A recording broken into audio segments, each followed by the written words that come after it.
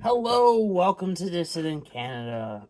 Today, as promised, a look at the potential of a Canadian election before year's end.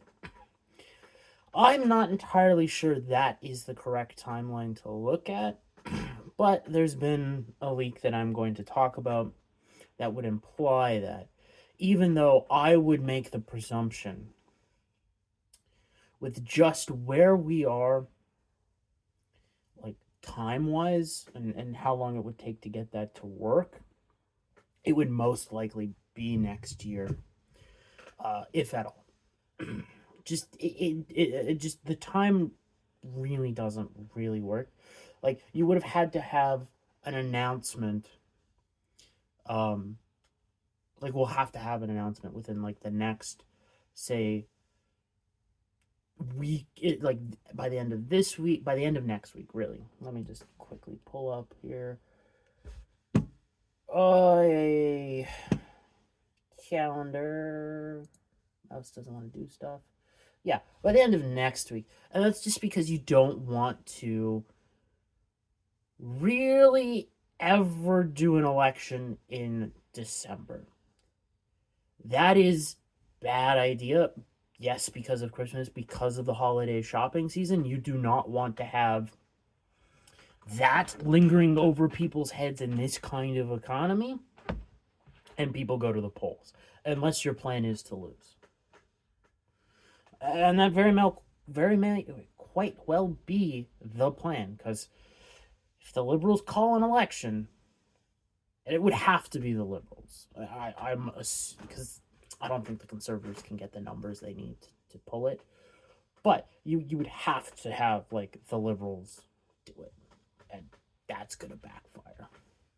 But anyways, while talking about the Liberals, let's talk about the reasons why they may be getting ready for an election. Start off with the alleged leak that I believe came out last week from, I believe the man's name is Mario Zale. He is someone, at least on X, that continually pops up in my feed. He is not, I would say, the best source of political information. I think there are much, much, much better out there. I think his takes range from mildly acceptable to downright I don't understand how politics works, but hey, whatever. It doesn't bother me, and I really don't care about him. My opinion really doesn't matter. But he had a leak the other week about, so apparently a follower of his messaged him and said, "Hey, one of the places I own, which should really give you a look at his subscribership or his followers and the potential people that he is targeting, but neither here nor there. That they were contacted by Elections Canada and looking for if they could re-rent a place and the prices for post November 1st. All right. Well, it would have to be in December at this point because you have to have a month gap. And that's the law. Not that I'm saying that's a hard rule because, you know, this government does not care about rules or laws or anything of such, only more power. So, um, like, it could just be, Elections Canada scoping out for, say, um, they just want to get prices and stuff because they're like, we're seeing that the budget's coming up. This is going to be a problem for our masters. So we're just going to get our ducks in a row in case we have to do this. And, the election will be when it is, but we want to price it out. I mean, there's also a whole bunch of other reasons you could be like, scope it out. You could do that. Elections Canada could be doing that to foment doubt in Carney because, there could have been a small regime change, more of a faction power change behind the scenes. We don't exactly know behind the scenes what exactly is going on. I haven't seen any really good leaks come out. I haven't seen any good information come out. But while we're on the Liberals, it is interesting to note that on the 19th of October, the official Trudeau account, which is still marked on X as a government account, by the way. So I would make the assumption that the feds actually control this account and are using it as propaganda. But that's just how I work, the assumptions I make. But either way, they're using the former prime minister who is hated to prop up the current failing prime minister who is having no end of troubles. It does not inspire confidence. This is the thing that happens. It was the thing that Xi was really good for in China, is uh, fomenting faux unity by using Hu Jintao, the prior president of China, as a puppet. You bring him out and you have, you know, because China is a very authoritarian country.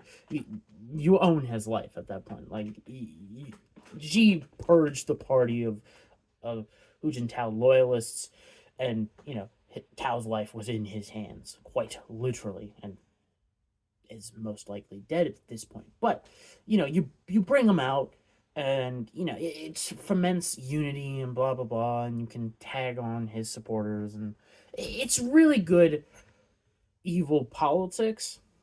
It's not the best way to do things, but when you bring out Justin Trudeau, not in reality, but on the internet, to say, hey, look, 10 years ago, Canadians chose a more hopeful path, is like literally how the post on X opens up, which is, that's fun. That's a great lie. It has nothing to do with getting, like, my age voters, their first time voting, to vote for a guy who's like, yeah, you know what, we'll deregulate marijuana. Like, that was the thing. That was the issue that got the first time voter out. And then they didn't really show back up. Still really haven't shown back up in any real numbers. But like it could this just be Trudeau's ego? Absolutely. Trudeau's got, Trump-sized ego, but no accomplishments whatsoever to back it up. So he does weird stuff. That being said, because of the way he was removed, in all likelihood, everything that passes through him is controlled in a very, by whichever power faction is in charge, because they can't let him off the leash. They can't get rid of him, but they can't, again, let him roam free. And if everything we suspect about Trudeau prior to being prime minister is true, they got him by the short and curlies, and he ain't gonna really jeopardize that. So I don't think that's him going off on his own. You have to assume it's just liberal propaganda. Again, my default assumption is they control the account and that it is propaganda. But again, that leads into like the state of Mark Carney, because he ran on, hey, I'm taking it to the orange man bad. Which, is Trump the greatest? No. Is Trump doing okay? Yeah. Still the best president in my lifetime. Like, even with the missteps he's made in the first 8-9 months, whatever, however long it's been, like, he's doing okay. Lots of stuff I disagree with, but the results are quite effective. Like, Trump may actually break China within a year, and that is mind-boggling to think about. But like, actually breaking China is fantastic. Now there's a lot of things that was probably going to happen anyways, because it's all Eurodollar stuff. But the fact that he's able to recognize the weakness and then pile onto it, fabulous. And it may not be him, it may be whoever's backing Besson, but who knows. Um, anyways, because Carney hasn't gotten a deal and the Canadian economy is suffering, as I said it would, with or without a deal, this was going to happen. Same with Trump. If he enacted tariffs, the economy was going to be blamed on him because of tariffs. Had he not enacted tariffs, the economy was going to be blamed on him because, like, this was just the cycle we are in. All right, the part of the cycle is going through. I have kind of made up my mind. I think we are in 2005, 20 years later. That is a terrible thing to say if true, because that means we've got 2026 and 2027 to look forward to, and then get into 2028, 2029, and 2030, where like it's gonna be a euro dollar wrecking ball. Anyways, back to my point. Like with all the closures and reneging of deals by car manufacturers, specifically in Quebec and Ontario, all right? With the layoffs, the Liberal Party is in deep shit. Very, very deep shit. Carney's in deep shit. And to top it off, the Conservatives do smell the blood in the water. They absolutely do, and I'm going to get to that. But you have power factions inside of the Liberal Party that are dissatisfied with this because they recognize, or at least they should recognize, that it is a negative reflection on the party as a whole, not just Carney. You're not at the same point where you can just swap a leader out like they did with Trudeau and remain in power and have the grift continue. But like if you go to the CBC and you just look at the politics page and you go and you read through and you just watch it over the next month, all right, you will see with quite regularity that there are articles that are challenging Carney, all right? They're not outright, get this man out of there, we need someone new. It's not that overt, but it is fairly pointed criticism at the man from their propaganda media arm is ridiculous. All right? When you start to see that stuff, you have to know that behind the scenes there are political fights happening in the dark that is spilling over into this. All right? Because mainstream journalists do not act on their own volition. All right? They are controlled as controlled get. And if you haven't learned about Project Mockingbird and Project Bluebird, highly recommend you go do that and then apply it to every country on earth. All right? That was not limited to the United States. Everybody saw that and went on. Like, here, analysis. As the trade war grinds on, Team Canada is getting restless. That's from also October 18th, all right? That's the article, I believe I read that, isn't that scathing, but it is, hey, what are you doing, Carney? We're going to lose power, and we're scared we're going to end up on the chopping block. Like, that's the tone of that article, if I'm remembering correctly. And there's been quite a few of them. Like, when you have left, again, propagandists coming out and writing that shit against the guy, yeah, it's not great. And then if we take a look at the Conservatives have finally gotten their act together for this cycle. They've started to understand how to make a difference. I saw, who was it? I believe it was Payman Ascari made the prediction that they would start using the younger the younger MPs that the Conservatives snuck in, very much again controlled by the party though, and they would start putting them on controlled podcasts and start trying to appeal to a younger audience. I believe it was Payman who made that prediction, and it's like I'm not gonna judge Payman. I'm like, yeah, that's what they should kind of be doing in their position, but they started doing it, and Pierre has again started changing tactics again, started going on more of what he won on in the leadership race oh so many years ago. It's what, 3 years now? Right? It was 2022. Time is so screwy nowadays. I mean, I've always had a tenuous relationship with time in general, but like post COVID, it's ridiculous.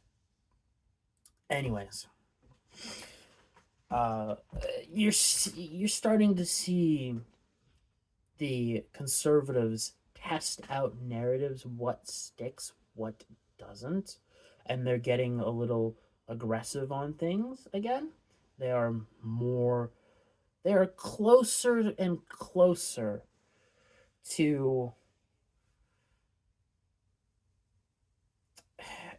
that gear up for an election. They're getting into that position where they need to use stronger and stronger language, and just so it doesn't come out of nowhere. I mean, there's like 3 bills sitting on in Parliament that could end Carney even before the budget. I think they will wait for the budget and then use that as a wedge to rip open the problem, and force Carney into an election. I think that's a relatively good plan, and that's only, that's coming up next month, and again, then you have to have a month, at least a month gap before you can have an election. So that would be February of next year. I mean, you could have one by the end of this year, but like again, that puts it in December, and that's a bad freaking time to go to the polls.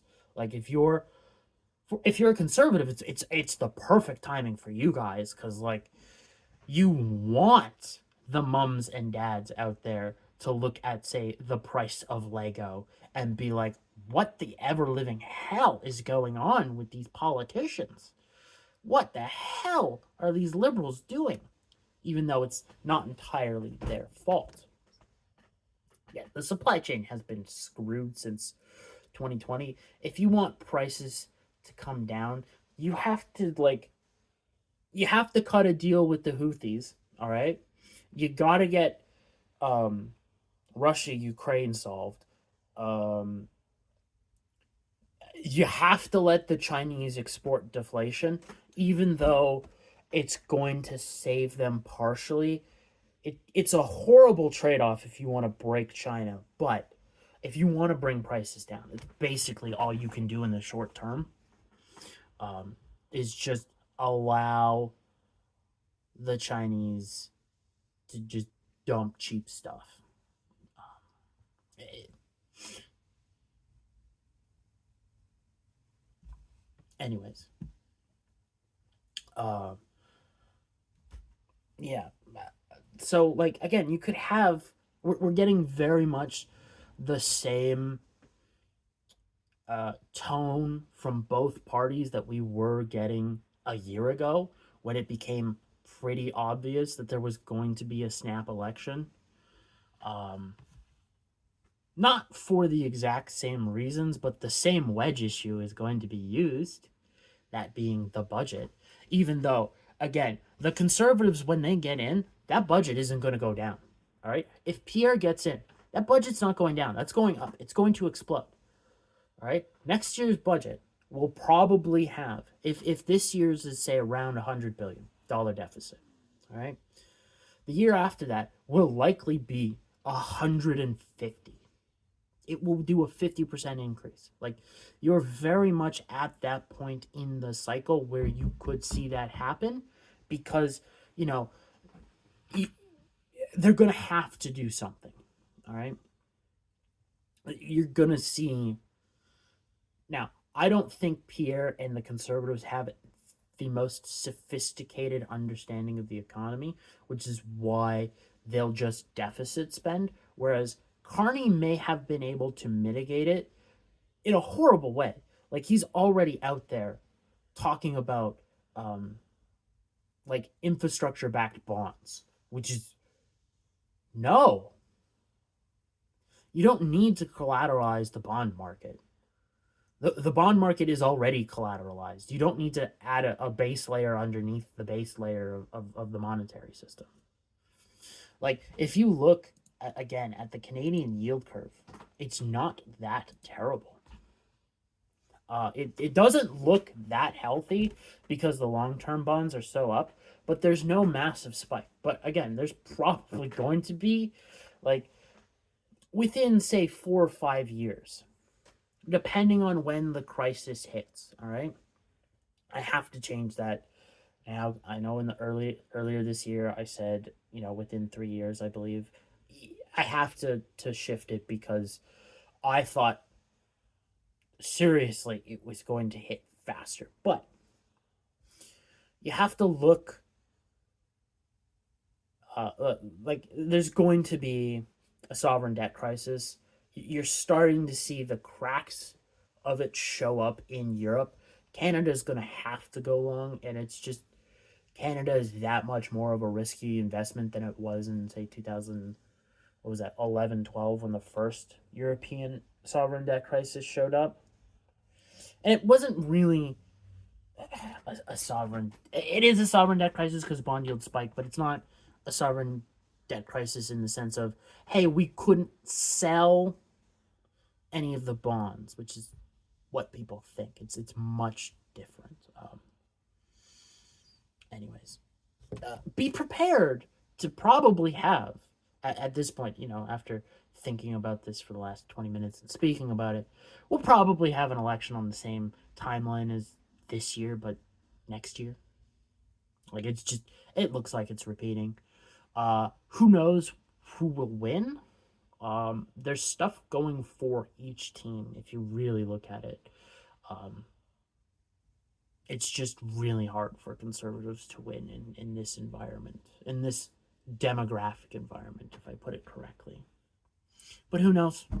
There's no really good polling firm out there that will give you the breakdowns of the people and why they vote the way they do. We don't have a Richard Barris of Canada. We need one, but we don't have one. So, anyways, that's the video for today. Tomorrow will be something else. I have no idea. Maybe I'll talk about more election, what the issues will likely be. It'll probably be a repeat. Who knows? See you in the next video.